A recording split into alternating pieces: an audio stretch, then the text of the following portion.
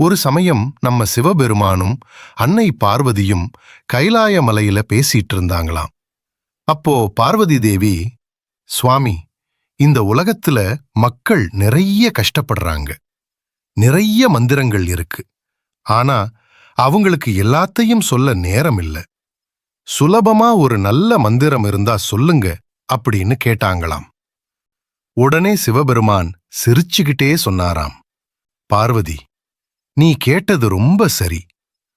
ஒரே ஒரு மந்திரத்தை சொன்னா போதும். அது பல ஆயிரக்கணக்கான மந்திரங்களுக்கு சமமானது. அதுதான் இந்த ராமநாம மந்திரம் அப்படின்னு சொல்லி இந்த பாட்டை பாடினாராம். ஸ்ரீராம ராம ராமேதி ரமே ராமே மனோரமே சஹஸ்ரநாம தத்துல்யம் ராமநாம வரானனே. வாங்க, இந்த மந்திரத்துக்கு என்ன அர்த்தம்னு சுலபமா பார்ப்போம்.